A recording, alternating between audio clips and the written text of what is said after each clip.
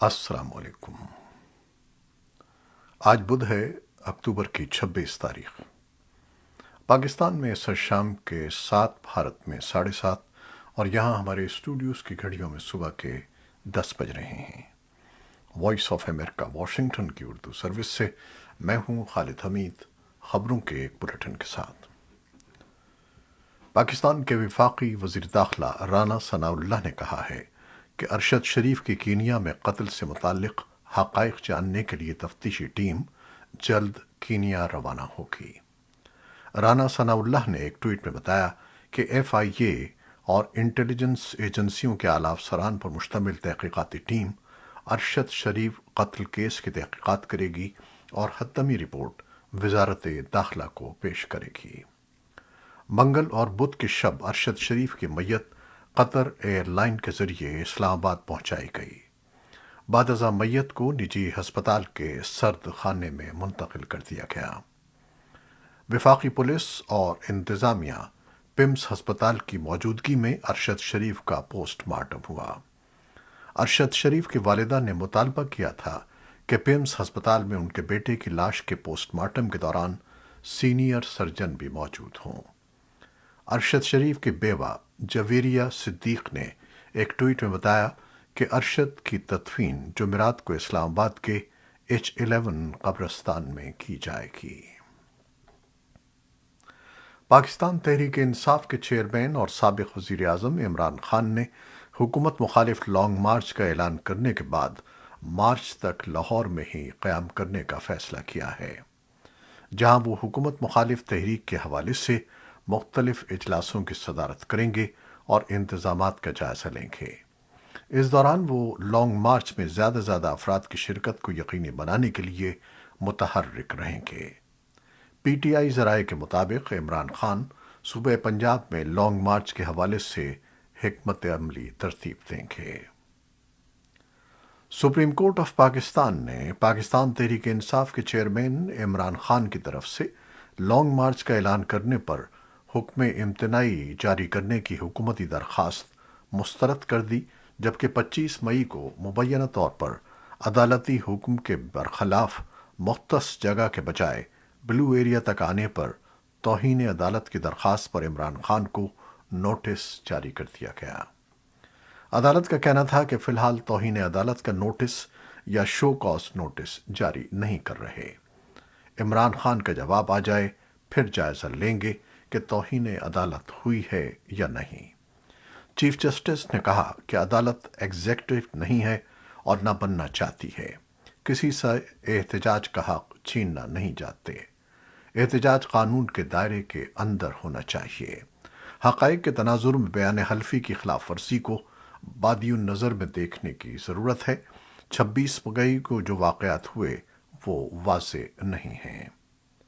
اس پر additional attorney general نے long march روکنے کی درخواست پر عدالت سے ہدایات لینے کے لیے وقت دینے کی استدعا کی، جو عدالت نے منظور کر لی۔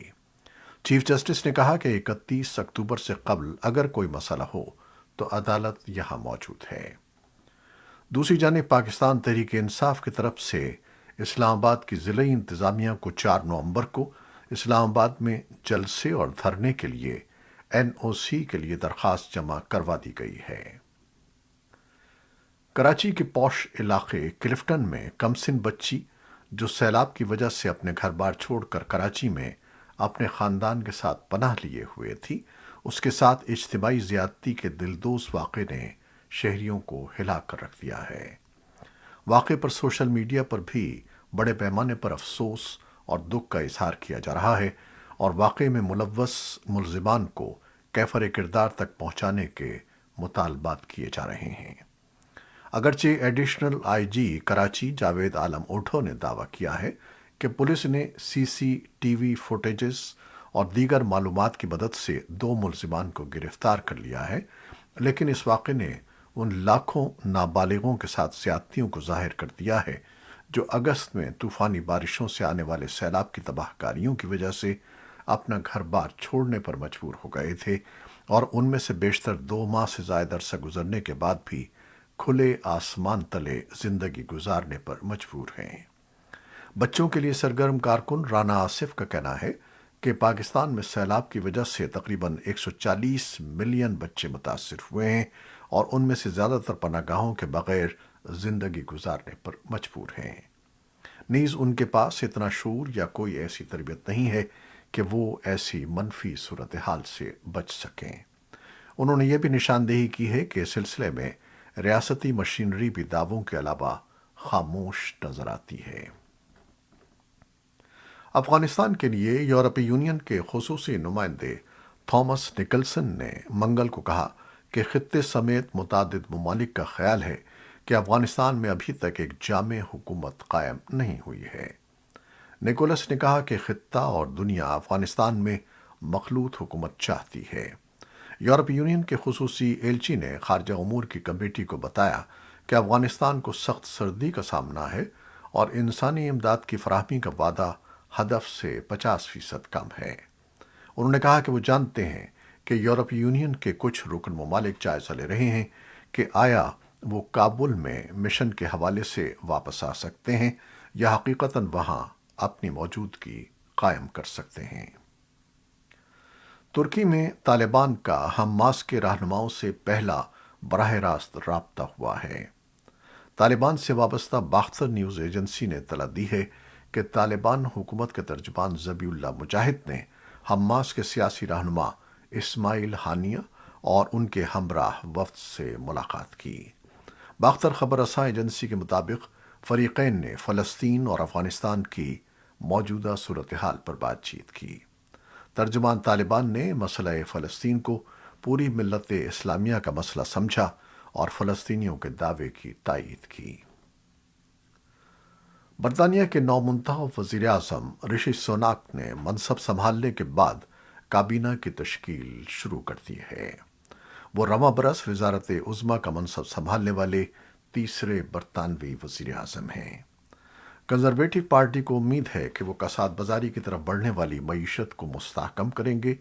اپنے ایک پہلے اقدام میں سوناک نے اعلان کیا کہ وہ محکمہ خزانہ کے سربراہ جیریمی ہنٹ کو عہدے پر برقرار رکھیں گے، جنہیں سابق وزیر اعظم ٹرس نے 2 ہفتے قبل بحران کے دوران منڈیوں کو مستحکم کرنے کے لیے مقرر کیا تھا۔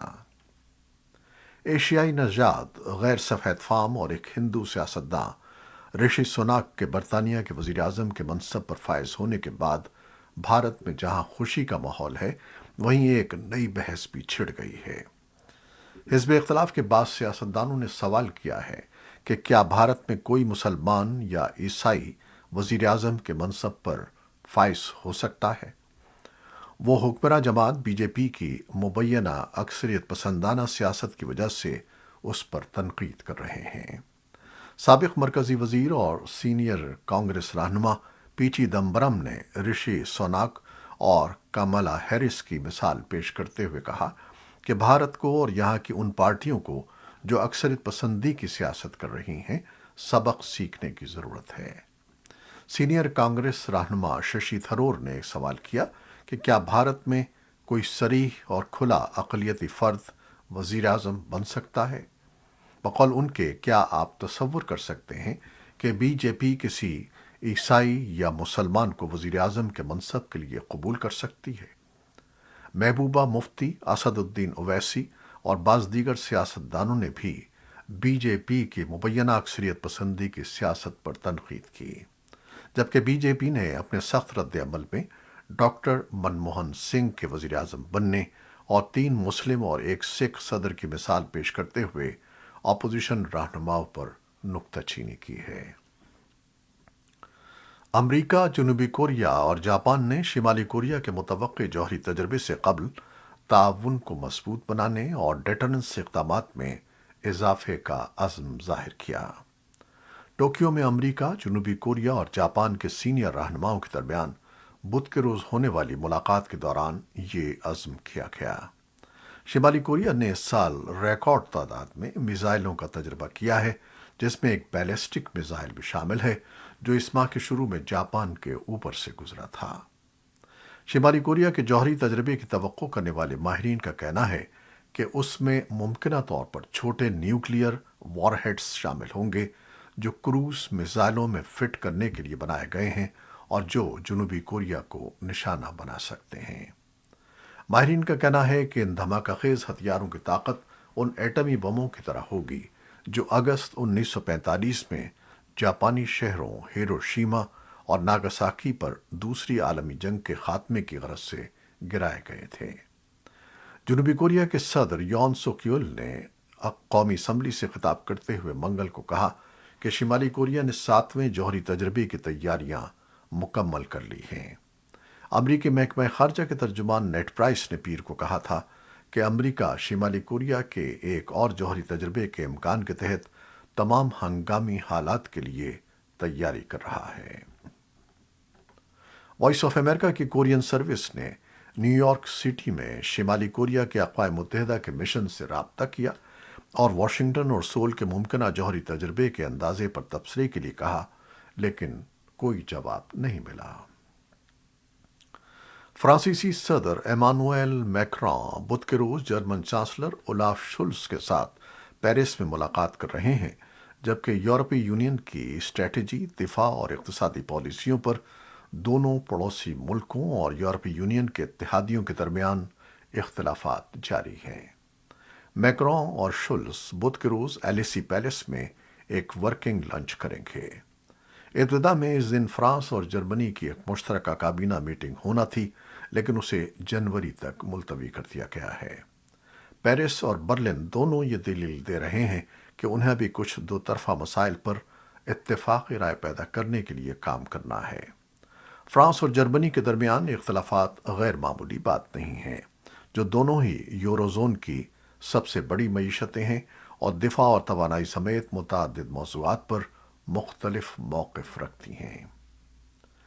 چین کے شہر شنگھائی نے کووڈ 19 کی سانس کے ذریعے لی جانے والی ویکسین بدھ کے روز سے دینا شروع کر دی ہے، جو دنیا میں بظاہر ایسی پہلی ویکسین ہے۔ شہر کے ایک سرکاری سوشل میڈیا اکاؤنٹ پر پوسٹ کیے گئے ایک اعلان کے مطابق اسپرے کے ذریعے منہ کے راستے دی جانے والی اس ویکسین کو پہلے سے ویکسین شدہ لوگوں کو ایک بوسٹر ڈوز کے طور پر فری دیا جا رہا ہے۔ سوئی کے بغیر دی جانے والی ویکسینز ان لوگوں کو آمادہ کر سکتی ہیں جو شاٹس لگوانا پسند نہیں کرتے، جبکہ یہ غریب ملکوں میں ویکسینیشن کی توسیع میں بھی مددگار ہو سکتی ہیں، کیونکہ اس کا انتظام کرنا زیادہ آسان ہوتا ہے۔ چین کے پاس ویکسین کا مینڈیٹ نہیں ہے، لیکن وہ چاہتا ہے کہ زیادہ سے زیادہ لوگ بوسٹر شاٹس لگوا لیں، اس سے پہلے کہ وہ پینڈیمک کی سخت پابندیاں اٹھائیں جو ملک کی معیشت کو متاثر کر رہی ہے اور باقی دنیا سے ہم آہنگ نہیں ہے۔ صدر جو بائیڈن نے منگل کے روز کووڈ 19 کا چوتھا بوسٹر شاٹ لگوا لیا ہے اور تمام امریکیوں پر زور دیا ہے کہ وہ بھی ایسا ہی کریں، جبکہ وائٹ ہاؤس کے عہدیداروں نے کانگریس پر زور دیا ہے کہ وہ امریکہ اور کووڈ کے عالمی رد عمل کی فنڈنگ کے لیے $22 ارب کی درخواست کی منظوری دے دے۔ اپنا بوسٹر شاٹ لگوانے سے پہلے بائیڈن نے کہا کہ ہم یہاں ایک بہت ہی سادہ پیغام کے ساتھ ہیں، اور وہ یہ کہ آپ ویکسین لے لیں۔ انہوں نے کانگریس کے ان ارکان پر تنقید کی جو کووڈ سے چھٹکارا تو چاہتے ہیں، لیکن ایسا کرنے کے لیے رقم خرچ نہیں کرنا چاہتے۔ سینٹ کے ریپبلکن ارکان نے کووڈ کے لیے درخواست کی گئی فنڈنگ کی رقم کے بارے میں عدم اطمینان کا اظہار کیا ہے۔ ان کا کہنا ہے کہ وائرس پر وفاقی خرچ کو ختم ہونا چاہیے، نہ کہ اس میں اضافہ۔ میزوری کے سینیٹر رائے بلنٹ ریپبلکن لیڈرشپ ٹیم کے رکن ہیں اور ان کا کہنا ہے کہ لوگ اپنی ویکسینز کے لیے خود خرچ کر سکتے ہیں، جیسا کہ وہ اپنی صحت کی دیکھ بھال کے لیے خرچ کرتے ہیں۔ یہ تھیں وہ خبریں جو فیس بک لائیو پر ہم نے آپ کے لیے پیش کی۔ ہماری ویب سائٹ، یوٹیوب اور پوڈ کاسٹ پر یہ بلیٹن آپ کے لیے پوسٹ کر دیا جاتا ہے۔ آپ ہمارے بلیٹن کو شیئر کرتے ہیں اور اپنے کمنٹس میں اپنی محبتوں اور دعاؤں کا اظہار کرتے ہیں، جس کے لیے ہم آپ کے بے انتہا ممنون ہیں۔ اپنی ان کاوشوں کا سلسلہ جاری رکھیے گا۔ نیوز ایڈیٹر بہجت جیلانی کے ساتھ خالد حمید کو اب اجازت دیجیے گا۔ اللہ حافظ۔